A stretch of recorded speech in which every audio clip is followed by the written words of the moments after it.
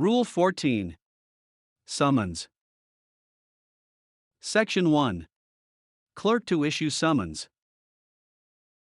Unless the complaint is on its face dismissible under Section 1, Rule 9, the court shall, within 5 calendar days from receipt of the initiatory pleading and proof of payment of the requisite legal fees, direct the clerk of court to issue the corresponding summons to the defendants. Section 2. Contents. The summons shall be directed to the defendant, signed by the clerk of court, under seal, and contain a.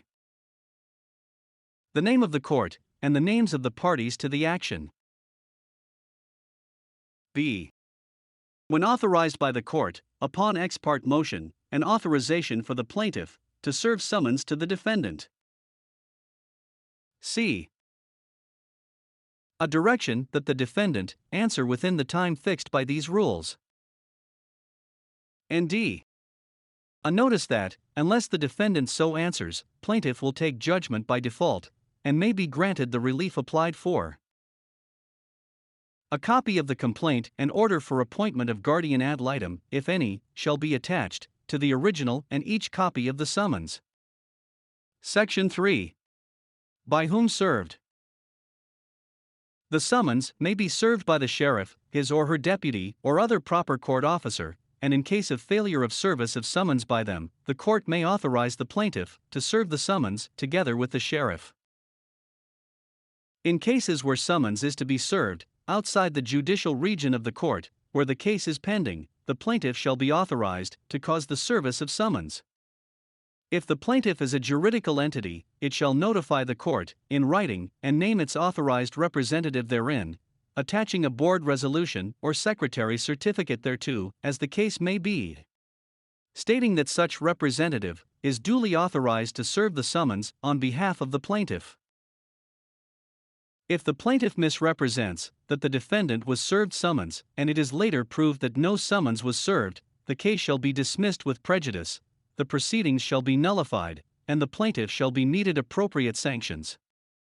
If summons is returned without being served on any or all the defendants, the court shall order the plaintiff to cause the service of summons by other means available under the rules. Failure to comply with the order shall cause the dismissal of the initiatory pleading without prejudice. Section 4.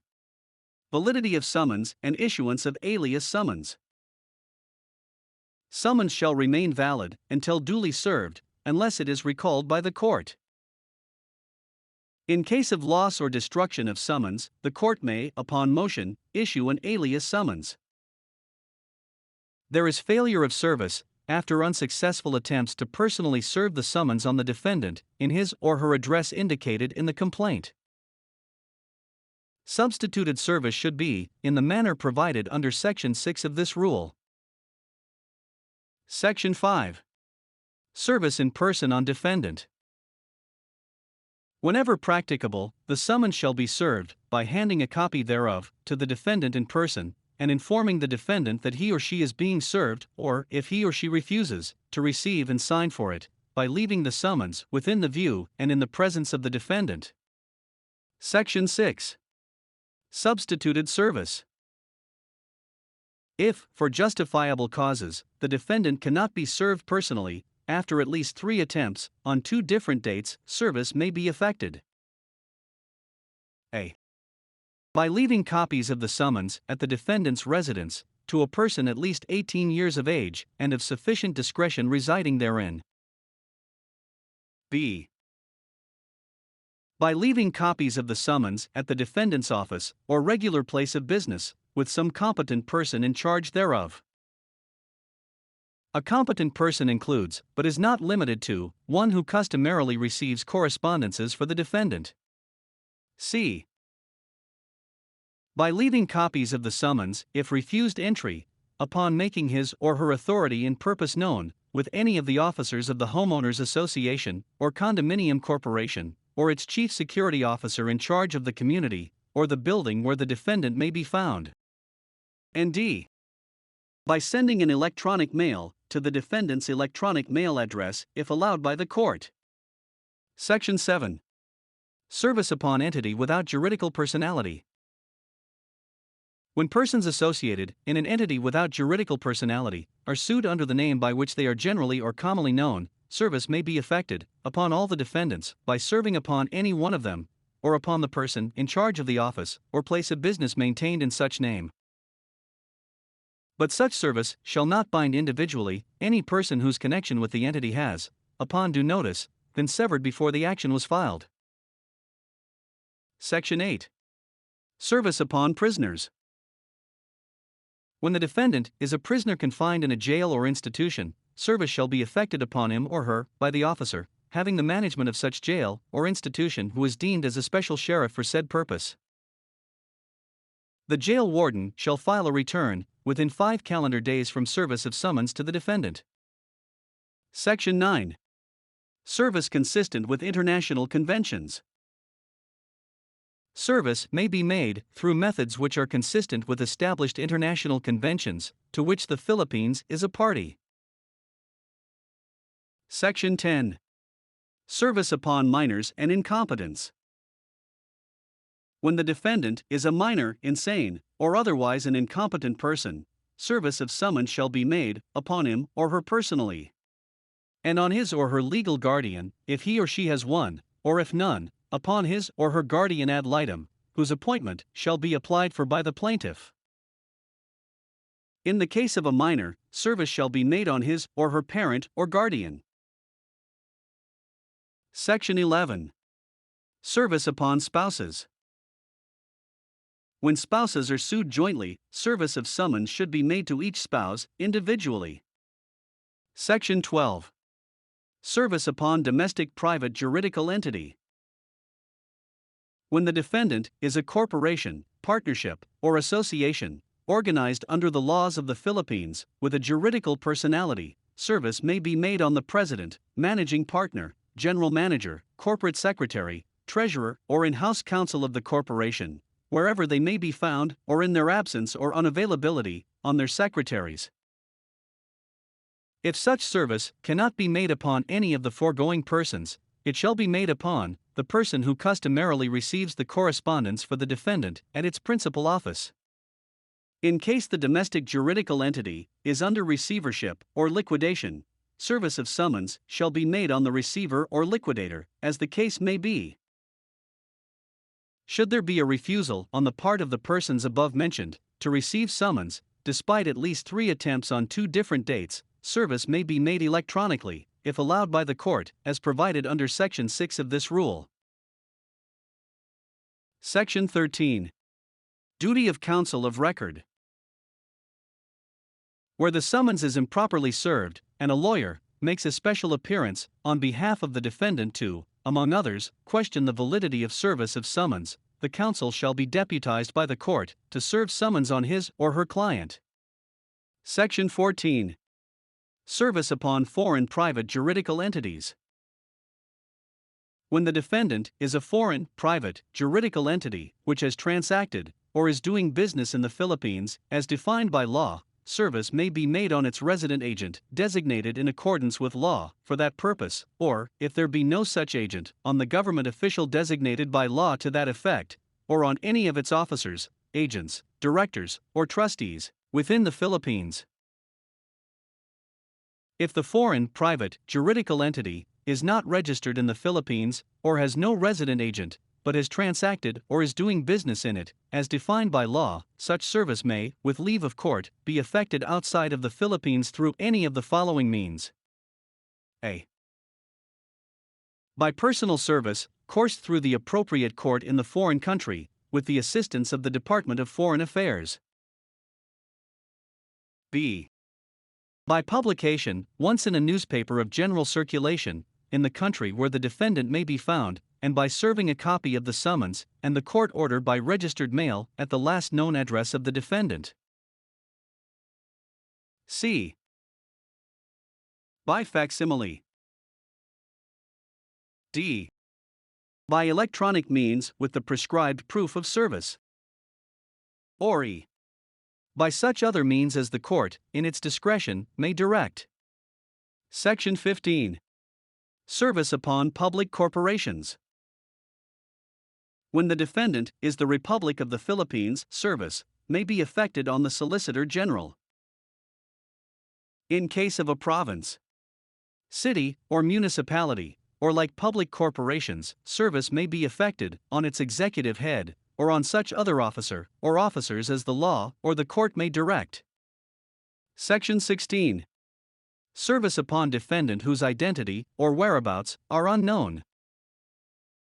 In any action where the defendant is designated as an unknown owner, or the like, or whenever his or her whereabouts are unknown and cannot be ascertained by diligent inquiry, within 90 calendar days from the commencement of the action, service may, by leave of court, be effected upon him or her by publication in a newspaper of general circulation and in such places and for such time as the court may order. Any order granting such leave shall specify a reasonable time, which shall not be less than 60 calendar days after notice, within which the defendant must answer. Section 17. Extraterritorial service. When the defendant does not reside and is not found in the Philippines, and the action affects the personal status of the plaintiff, or relates to, or the subject of which is, property within the Philippines in which the defendant has, or claims a lien or interest, actual or contingent, or in which the relief demanded consists, wholly or in part, in excluding the defendant from any interest therein, or the property of the defendant has been attached within the Philippines. Service may, by leave of court, be effected out of the Philippines by personal service, as under Section 5. Or as provided for in international conventions to which the Philippines is a party. Or by publication in a newspaper of general circulation, in such places, and for such time as the court may order. In which case, a copy of the summons and order of the court shall be sent by registered mail to the last known address of the defendant. Or in any other manner the court may deem sufficient. Any order granting such leave shall specify a reasonable time, which shall not be less than 60 calendar days after notice, within which the defendant must answer. Section 18. Residence temporarily out of the Philippines. When any action is commenced against a defendant who ordinarily resides within the Philippines, but who is temporarily out of it, service may, by leave of court, be also effected out of the Philippines, as under the preceding section. Section 19. Leave of court. Any application to the court, under this rule, for leave to effect service, in any manner for which leave of court is necessary, shall be made by motion, in writing, supported by affidavit of the plaintiff or some person on his or her behalf, setting forth the grounds for the application. Section 20. Return. Within 30 calendar days from issuance of summons by the clerk of court and receipt thereof, the sheriff, or process server, or person authorized by the court, shall complete its service. Within 5 calendar days from service of summons, the server shall file with the court and serve a copy of the return to the plaintiff's counsel, personally, by registered mail, or by electronic means authorized by the rules. Should substituted service have been effected, the return shall state the following. 1. The impossibility of prompt personal service within a period of 30 calendar days from issue and receipt of summons. 2. The date and time of the 3 attempts, on at least 2 different dates to cause personal service, and the details of the inquiries made to locate the defendant residing thereat. And 3. The name of the person, at least 18 years of age and of sufficient discretion, residing thereat, name of competent person in charge of the defendant's office or regular place of business, or name of the officer of the homeowners association or condominium corporation, or its chief security officer in charge of the community or building where the defendant may be found. Section 21. Proof of service. The proof of service of a summons shall be made in writing by the server and shall set forth the manner, place, and date of service. Shall specify any papers which have been served with the process, and the name of the person who received the same, and shall be sworn to, when made by a person other than a sheriff or his or her deputy. If summons was served by electronic mail, a printout of said email, with a copy of the summons as served, and the affidavit of the person mailing shall constitute as proof of service. Section 22. Proof of service by publication.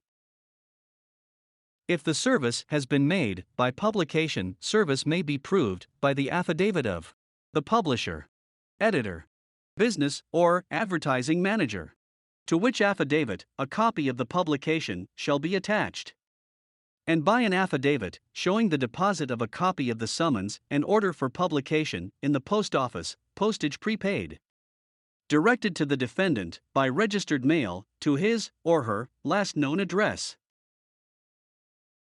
Section 23. Voluntary appearance. The defendant's voluntary appearance in the action shall be equivalent to service of summons. The inclusion in a motion to dismiss of other grounds aside from lack of jurisdiction over the person of the defendant shall be deemed a voluntary appearance.